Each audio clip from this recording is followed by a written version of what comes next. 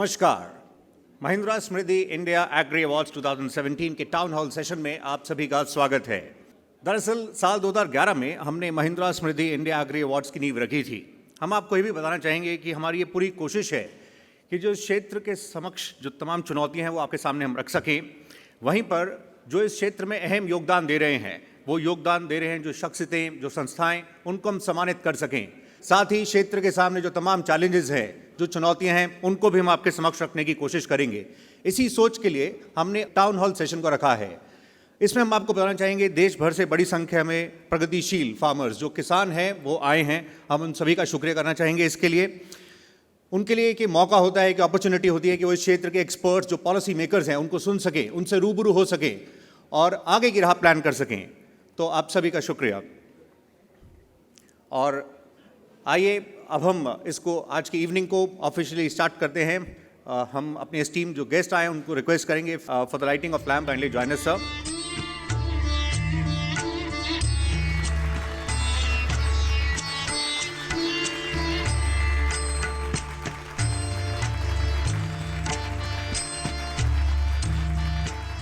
तो हमारे बीच कोने कोने से आए देश के किसान मौजूद हैं। ये किसान भविष्य के भारत की सबसे बड़ी उम्मीद हैं। ये प्रगतिशील किसान जो हैं ये एक प्रक्रिया के तहत हम आपको बताना चाहेंगे महिंद्रा स्मृति केंद्रों से देश भर से चुने गए हैं। इनको सेलेक्ट किया गया है और इस टाउन हॉल सेशन के लिए भेजा गया है। आज के सेशन में इवनिंग में 2 खास सेशन रहने वाले हैं जिन पर विस्तार से बातचीत होगी। पहला टॉपिक रहने वाला है doubling the farmers income. First session के लिए मैं इनवाइट करना चाहूँगा अपने स्पीकर्स को जो आज इस पर विस्तार से बातचीत करेंगे। प्रोफेसर रमेश चांद, member NITI Aayog, sir please join us. I would also like to invite Mr. Trilochan Mahapatra, Secretary DARE and DG of ICAR, Mr. Ashish Bhogana, Chairperson of FSSAI, Mr. Ashok Dalwai, Additional Secretary, Ministry of Agriculture, Dr. R.S. Paroda, Eminent Agriculturalist and winner of Mahindra Smrithi Lifetime Achievement Award, Sir Purvi Mehta, Head of Agri-Business for Bill and Melinda Gates Foundation. Thank you all of you. Thank you. And अब मैं बुलाना चाहूँगा अशोक शर्मा साहब को, president agri business and MD and CEO MASL। Sir good evening and kindly join us. तो topic जिस पर बातचीत होने वाली है डबलिंग द फार्मर्स इनकम। इस पर इसके सभी एंगल्स पर ये पैनल आपके समक्ष बात रखेंगे। Welcome to this town hall communication. Dear guest और किसान भाइयों और बहनों, आप सबका स्वागत है। आप सब जानते हैं कि 80% से ज़्यादा किसान की इनकम करीब 1 लाख से कम है और उनकी लैंड होल्डिंग स्मॉल और मार्जिनल है, 2 हेक्टेयर से कम है। तो इस स्थिति में क्या करना चाहिए किसानों को जिससे उनकी आमदनी बढ़े और जो अपने गवर्नमेंट का मिशन है कि 5 साल के अंदर इनकम डबल करना है, तो उसमें क्या क्या कर सकती हैं private sector, government, agri universities मिलके, जिससे करते हुए अपने किसानों में और समृद्धि आए और खुशहाली आए। Our resources are under stress, including land and water, and the farmers have not been able to generate the income that they can plow back into agriculture sector.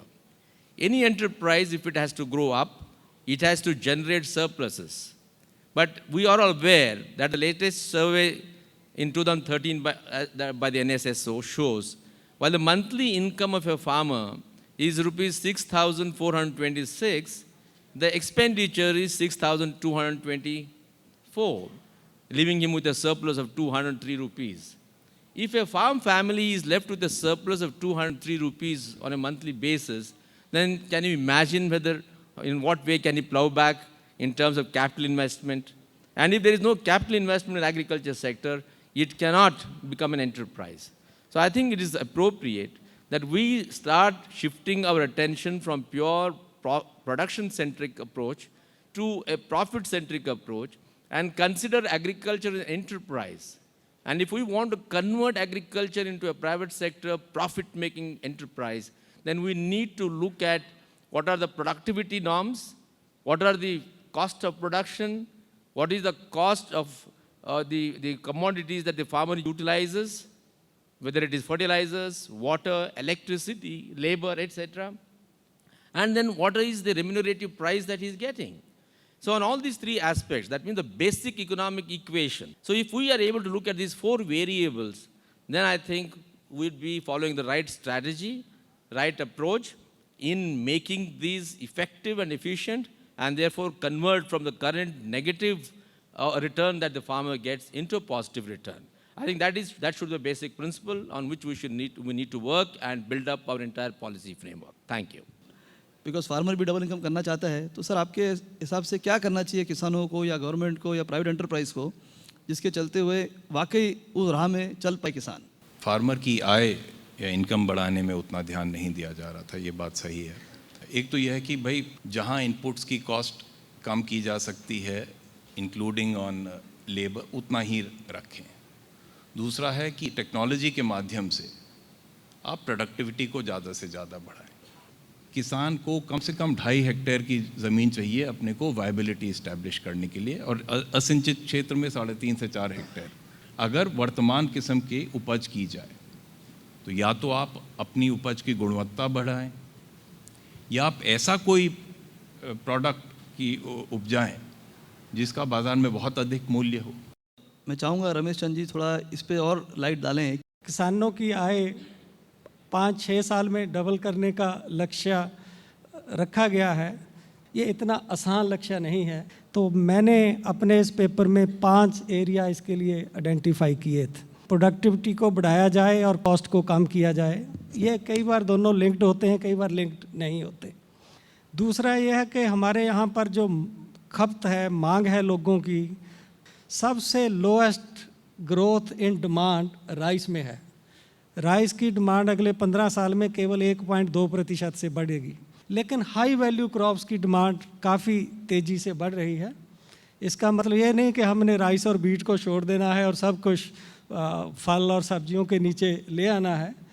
तीसरा इसके बारे में ये है कि यदि हम ये इंश्योर कर दें कि महाराष्ट्र ने फ्रूट एंड वेजिटेबल को डीनोटिफाई कर दिया, इसलिए जो किसान अपने ग्रेप्स या अपनी कोई भी जो प्रोड्यूस है उसको यदि वो पहले 20 रुपये किलो मिलता था 25 रुपये किलो मिलने लग गया, तो सीधे उसे 25% की वृद्धि आती है।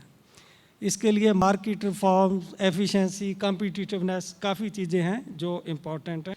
तो कृषि पर आश्रित लोगों का नंबर कम हो रहा है, लेकिन उसको और तेज़ी से कम करना, ताकि जो केक आप शेयर कर रहे हैं उसको कम लोगों में डिस्ट्रीब्यूट किया जाए। ऐसे रुझान बन चुके हैं कृषि में, लेकिन उनमें तीव्रता लाना, उसको और फास्ट रेट पे एक अल्टरनेटिव एम्प्लॉयमेंट फार्मर को देना। रमेश जी बहुत बहुत धन्यवाद, आपने बड़े अच्छे तरीके से बताया। Now I would like to request Purvi to share her thoughts and her experience. To answer your question, let me give I think 4 quick points. One is the productivity angle, right? Productivity as a means, not an end, but productivity angle, especially the total factor productivity. The second is diversification. Seldom it has happened anywhere in the world that a monocrop has been able to do this. So diversification, cereal, non-cereal, crop, livestock, any of these value-added crops. So diversification has been the second angle. And third is the market angle. And the last point would be, income, but with a goal of sustainability. If you want to double the income of a mango farmer, for example, you have to, sort of need more time and developing the whole value chain. If you want quick income, you can cut the mango tree and get the farmer's income double, but that's not the sustainable way of doing that. So income with sustainability. Thank you very much Purvi, आपने बड़ी अच्छी suggestions दी हैं। I will now request you to share your thoughts on this subject. If you want to double the income of the farmers, and what need to be done in terms of technology, first of all, we'll have a very big gap bridged, and the process we increase production. And that transfer technology, whatever available, has to take place. But having said that, we need to have more varieties and technologies, production technologies, for enhancing the production, and which would add to farmers' income. They may not double it by itself, but will add to farmers' income. And if farmer can really advised to take up appropriate technology in horticulture, his income can be doubled, even tripled. There are many examples. And sustainability, and obviously we have to have arrangements to pay for ecosystem services that the farmers provides. Thank you very much doctor Mahapatra. तो मैं इसके साथ आप सबका बहुत धन्यवाद करना चाहूँगा। आपने अपना अच्छे थॉट्स दिए और एक डायरेक्शन दिया कि कैसे इस पे काम हो सकता है। हाँ, ये जरूर एक मुश्किल मिशन है और ये पॉसिबल जरूर है। तो thank you very much and thanks for your participation. बहुत बहुत शुक्रिया आपका। तो जिस तरह से डबलिंग द फार्मर्स इनकम की बात हुई, इसके सभी पहलू आपके समक्ष रखे गए हैं और बताया गया कैसे आप बढ़ सकते हैं।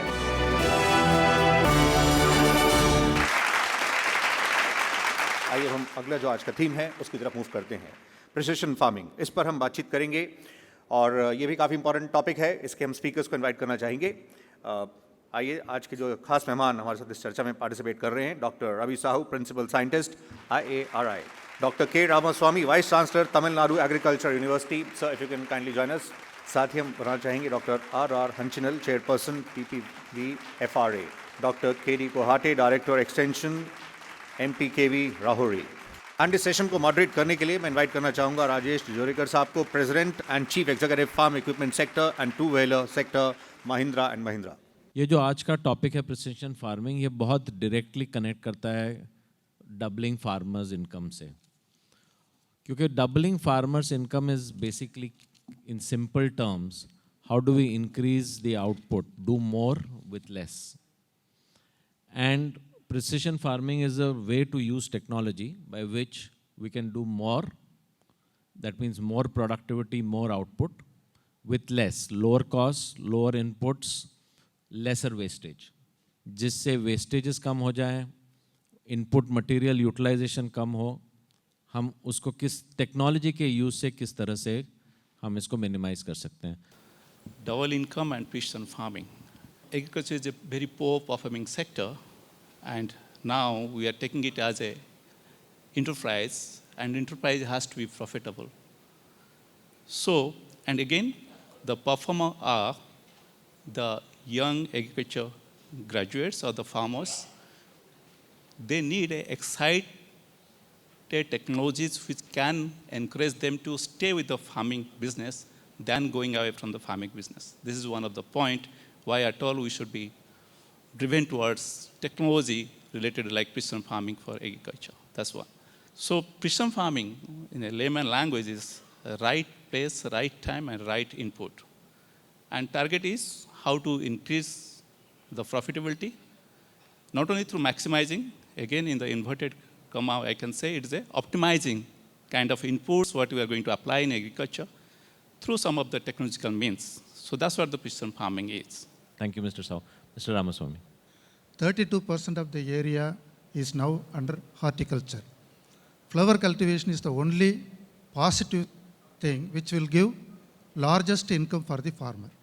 From the production-centric system, it is the day that we have to transform ourselves and concentrate on the farmer-centric approach. In Tamil Nadu, we have brought in 2 support systems for the farmer. One 12 hours of 3-phase power line, and then assured water supply for the precision agriculture. Land is already with them. For the small farmer, if you are providing 25 to 50 cent protected cultivation with assured water and electricity, definitely the income will come out positively. It is not that 4 types of vegetables that are grown and sent. By introducing a simple technique, drought proofing, in one district, we have protected 2 lakh acres of land to produce rice or vegetable. So the technology variety is also helping us, and food security provided with nutritional security is the most important thing. These two can be combined with the vegetable and fruit production. The diversification is the most important thing, which we are trying now. Most of the farmers are facing the drought. With all these things, definitely we can grow, provided we harvest the water properly and distribute to the farmer when it is required. So thank you for sharing your thoughts, Mr. Ramaswamy. Precision farming is one of the tools or one of the ways to double the income. Precision farming can certainly bring them back to villages. And in fact, the 82% of small and marginal farmers can be taken as an advantage, because for the protected cultivation or the precision farming, we need not require more lands also. Thank you, Dr. Hanchinal. Precision farming is the need of the hour. अगर आप इसको climate की change के बारे में बताया गया, लेकिन ये बहुत बड़ा हमारी चुनौती है कि एल निनो एंड ला निना जो इफ़ेक्ट्स है इसके ऊपर निर्भर करेगा, इसलिए प्रिसीजन फार्मिंग बहुत इंपॉर्टेंट है। और जब ला निना इफेक्ट आया और ग्रोथ रेट वाज 8.4, तो ये इसके अनुसार हमको अगर खेती करनी है तो प्रिसीजन फार्मिंग बहुत ज़रूरी है। और हमने प्रयास किए हैं, India along with Israel long back, ये सब हमने किया हुआ है प्रोटेक्टेड कल्टीवेशन के अंडर। हमने protected cultivation and natural ventilation के अनुसार हमने आज तक किया हुआ है और उसमें हमने उत्पादकता बढ़ाई है, लेकिन अब और आगे जाने की ज़रूरत है।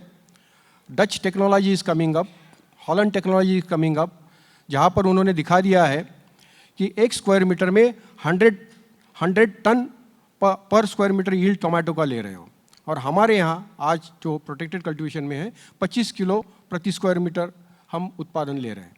हमारे किसान कब से करते आ रहे हैं प्रिसीजन फार्मिंग, ग्रेप जैसा ये है, इट इज़ वेरी टेक्निकल। और अभी हम आज तक हमने इन्फॉर्मेशन और नॉलेज पे एम्फेसिस किया, तो ये प्रिसीजन फार्मिंग में स्किल इंडिया में बहुत सा अच्छा स्कोप है और इसमें हम कर सकते। और ख़ास करके महिलाओं का स्किल इम्प्रूवमेंट करने की ज़रूरत है, और उसके साथ अगर महिलाओं का हमने स्किल इम्प्रूवमेंट किया तो प्रिसीजन फार्मिंग बहुत आसान हो जाएगी। Thank you very much. Thank you. So clearly we are seeing the ground for a new era in farming. There's going to be change and revolution as we all work together over the next 5 years to double farmer income. Thank you all of you for this informative session. आप सभी का शुक्रिया। तो ये था town hall session जिसमें आपने initially doubling the farmers income पर बातचीत सुनी और फिर precision farming. Thank you sir, please take a seats. Thank you very much. तो ये अपने आप में जो डबलिंग की बात है उसमें प्रिसिशन फार्मिंग की बहुत बड़ी भूमिका है, बहुत बड़ा रोल वो प्ले कर सकती है। और जैसे बताया जा रहा था कि भारत में अभी ये शुरुआती चरणों में है, नेसेंट स्टेज पर ही है, लेकिन टेक्नोलॉजी जो है कृषि क्षेत्र में भी जो काम करने का अंदाज़ है, जो खेती करने का तौर तरीके हैं, उसको बड़े पैमाने पर बदल सकती है, ज़िंदगियों में बड़े परिवर्तन ला सकती है। लेकिन इसके अडॉप्शन को लेकर कई तरह की चुनौतियां हैं, कई चैलेंजेस हैं जो आपको बताया गया, और आगे की राह किस तरह से रह सकती है वो आपके समक्ष रखी गई। साथ ही इंपॉर्टेंट बात यह भी बताई गई, जो नेक्स्ट जनरेशन है, जो अगली पीढ़ी है, जो कृषि से दूर हो रही है, उसको भी ये चेक करने में एक इम्पॉर्टेंट रोल प्ले कर सकती है।